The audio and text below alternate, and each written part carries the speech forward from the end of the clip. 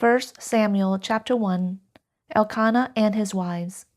Now there was a certain man from Ramathaim Sophim, from the hill country of Ephraim, and his name was Elkanah, the son of Jeroham, the son of Elihu, the son of Tohu, the son of Zuph, an Ephraimite. Now he had 2 wives. The name of one was Hannah, and the name of the other Peninnah. And Peninnah had children, but Hannah had no children. Now that man would go up from his city yearly to worship and to sacrifice to Yahweh of hosts in Shiloh. And the 2 sons of Eli, Hophni and Phinehas, were priests to Yahweh there. And the day came that Elkanah sacrificed, and he would give portions to Peninnah his wife, and to all her sons and her daughters. But to Hannah he would give a double portion, for he loved Hannah. But Yahweh had closed her womb.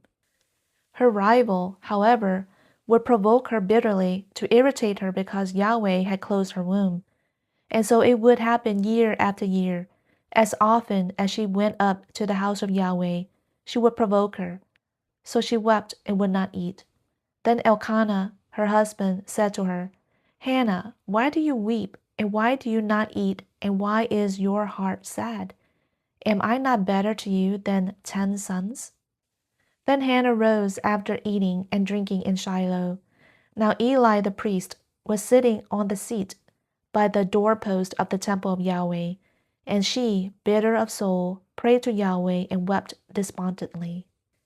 And she made a vow and said, O Yahweh of hosts, if you will indeed look on the affliction of your maidservant, and remember me, and not forget your maidservant, but will give your maidservant a seed amongst men, then I will give him to Yahweh all the days of his life, and a razor shall never come to his head. Now it happened as she multiplied her praying before Yahweh, that Eli was watching her mouth. As for Hannah, she was speaking in her heart. Only her lips were moving, but her voice was not heard. So Eli thought she was drunk. Then Eli said to her, How long will you make yourself drunk? Put away your wine from you. But Hannah answered and said, No, my lord, I am a woman oppressed in spirit. I have drunk neither wine nor strong drink, but I have poured out my soul before Yahweh. Do not consider your maidservant as a vile woman, for I have spoken until now out of my great complaint and provocation. Then Eli answered and said, Go in peace, and may the God of Israel grant your petition that you have asked of him. And she said, Let your servant woman find favor in your sight. So the woman went her way and ate, and her face was no longer sad. The birth of Samuel. Then they rose early in the morning and worshipped before Yahweh, and turned back and came to their house in Ramah. And Elkanah knew Hannah his wife, and Yahweh remembered her. Now it happened in due time that Hannah conceived and gave birth to a son, and she named him Samuel, saying, Because I have asked him of Yahweh.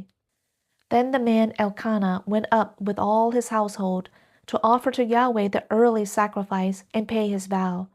But Hannah did not go up, for she said to her husband, I will not go up until the young boy is weaned. Then I will bring him, that he may appear before Yahweh and stay there forever. And Elkanah her husband said to her, Do what is good in your eyes. Remain until you have weaned him. Only may Yahweh establish his word.